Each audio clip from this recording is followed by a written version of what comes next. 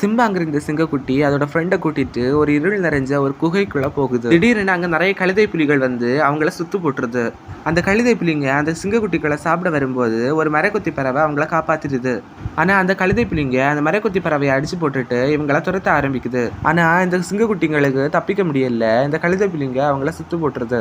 ஆனா நம்ம சிம்பா அந்த கழுதை புலிகளை கர்ஜித்து பயமுறுத்த பாக்குறான். ஆனா இந்த கழுதை புலிங்க நம்ம சிம்பாவை கேலி பண்ணி சிரிக்க ஆரம்பிக்குது. இந்த கழுதை புலிங்களாம் சிம்பா கிட்ட நக்கலா மறுபடியும் கடிச்சது காட்டு அப்படின்னு சொல்லுதுங்க. திடீர்னு பார்த்தா ரொம்ப கம்பீரமான கர்ஜனை சத்தம் கேக்குது. யாருன்னு பார்த்தா சிம்பாவோட அப்பா அந்த கழுத புலிகளை எல்லாம் அடிச்சு துரத்த ஆரம்பிக்கிறாரு. அது மட்டும் இல்லாம அந்த கழுத புலிகளோட தலைவி கிட்ட போய் இனிமே என்னோட பையனை தொடர்ந்து நினைச்சாலே உன்னோட கூட்டத்தையும் மொத்தமா அழிச்சிடுவேன் அப்படின்னு சொல்லிடுறாரு. அதுக்கப்புறம் பார்த்தா அந்த கழுத புலிங்க கூட்டத்துக்கிட்ட அந்த காட்டோட ராஜா சிங்கத்தோட தம்பி சிங்கம் வந்து இந்த காட்டோட ராஜா முஃபாசாவா கொல்ல நான் உங்களுக்கு ஒரு ஐடியா தரேன் அப்படின்னு சொல்லுது. அந்த கழுத புலிங்களாம் அதை கேட்டுட்டு ஊழையிட ஆரம்பிக்குது. மறுநாள் காலமா அந்த காட்டோட ராஜாவோட தம்பி சிம்பாவை ஒரு மலைக்கு கீழே நிக்க சொல்றான். திடீர்னு பார்த்தா நிறைய காட்டு மாடுங்க இந்த சிம்பாவை இடிக்கிறதுக்காக ஓடி வருது. சிம்பாவும் அதை பார்த்துட்டு ஓட ஆரம்பிக்கிறான். இந்த காட்டு மாடுங்க வேணும்னு சிம்பாவை துரத்தல, அந்த கழுத புலிங்க தான் அந்த காட்டு மாடுங்களை துரத்திட்டு வருது.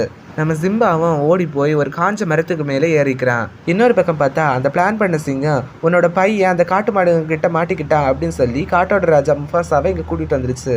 அந்த மரக்கொத்தி பறவையும் சிம்பா கிட்ட வந்து உன்னோட அப்பா இங்க வந்துட்டாரு, நீ எதுக்கும் பயப்படாத அப்படின்னு சொல்லுது.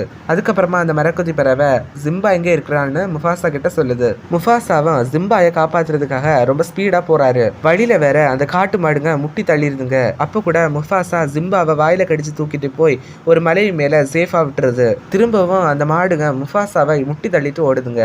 முஃபாசாவும் எப்படியோ ஒரு உயரமா இருக்கிற மலை மேல ஏறி வராரு. பார்த்து நம்ம சிம்பாவும் ரொம்ப சந்தோஷப்படுறான். அப்ப மேல பிளான் போட்டுட்டு இருந்த அந்த சிங்கம் முஃபாசாவை ஒரே அடியா அடிச்சு கீழே தள்ளி போட்டுருது. முஃபாசாவும் ரொம்ப உயரத்துல விழுந்தனால இறந்து போயிடுறாரு. சிம்பாவும் ரொம்ப வருத்தப்படுறான்.